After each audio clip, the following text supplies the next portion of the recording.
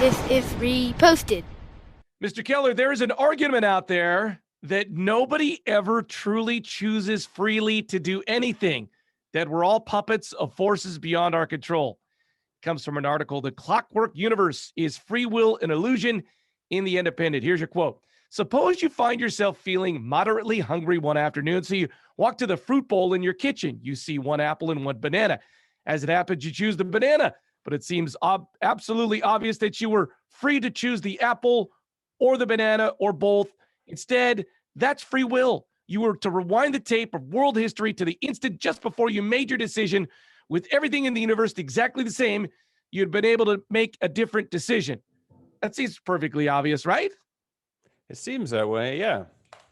Is there any way this could be different? That you would pick the banana 100% of the time? Or that you would choose the banana every 1 in 10 times? I mean, I feel like I could buy into an anecdotal argument about free will not existing, but like I think it's too easy to poke holes in it. I did a little social experiment on you this morning. We normally record at 9 a.m. and I gave you the option to record early and you took it. And I don't know, did you have the free will to choose that or not? Okay, this is great, which leads into my next quote. There are physiological reasons for your feeling hungry in the first place, and there are causes in your genes, your upbringing, or your current environment for you choosing to address your hunger with fruit rather than a box of donuts. Your preferences for the banana over the apple at the moment of supposed choice must have been caused by what went before, presumably including the patterns of your neurons firing in your brain, which was itself caused.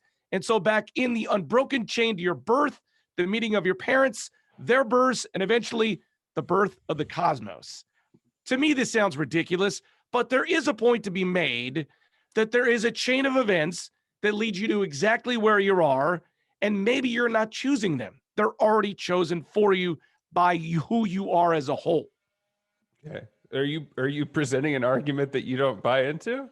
I'm sort of just saying, I read this article and was like, you know what? It sounded ridiculous that we don't have free will. But the more I kind of dig into it, you know what?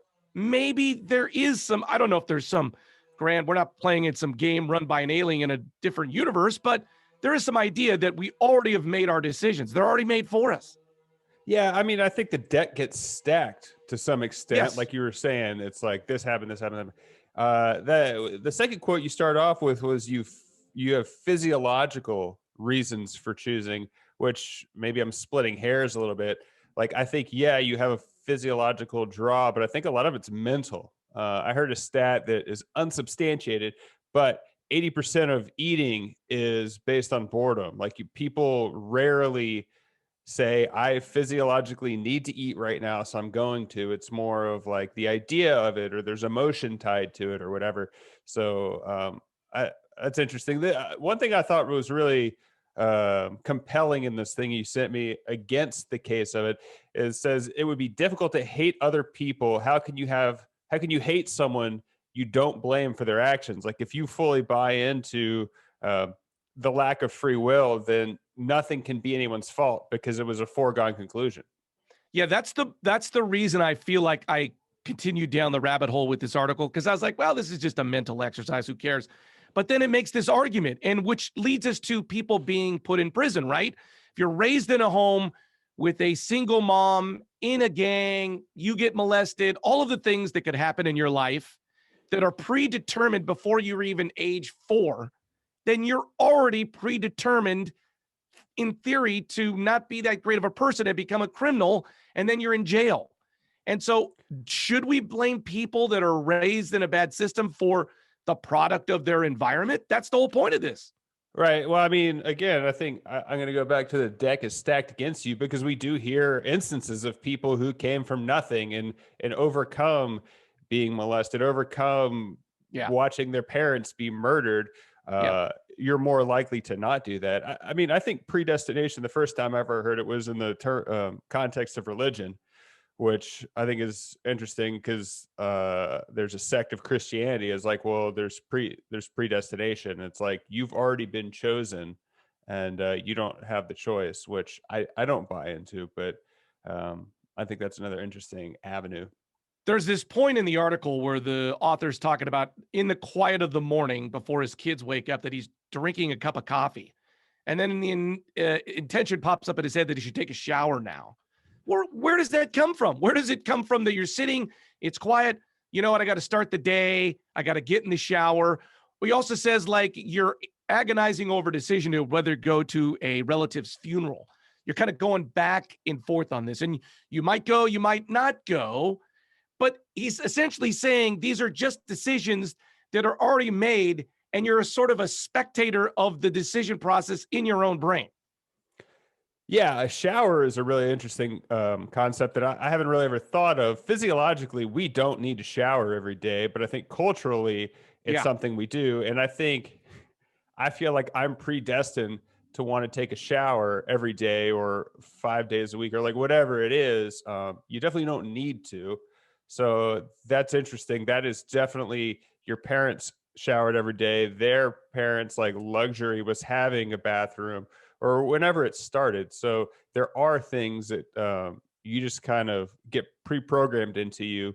And I don't think you're predestined. It's just like it would take a large force to get you off that trajectory. In sort of that same vein about showers, we are in California now heading into a drought. So maybe you shouldn't shower every day. But as you said, social forces make us do that. Also, with watering your lawn. My father-in-law has a great lawn. It is very green. It is very lush. But as we know, when we go in droughts in California, you can't water your lawn all the time, and it turns brown. And somehow would say you're sort of being shamed by your neighbors. So free will is now being shaped sort of by your environment.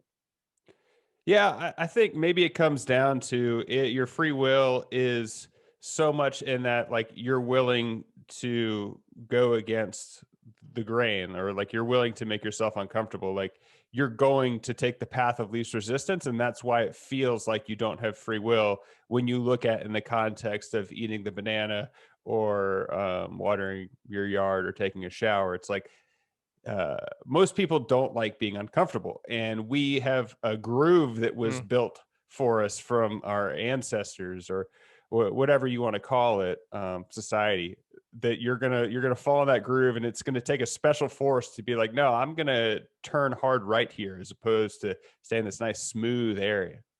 Yeah, and just by the way, to kind of back that up is the cold shower thing that you do every day. I really don't like cold water. I've sort of tried to run from it, but in the last year, I've been running on the beach and standing and icing my legs in the ocean.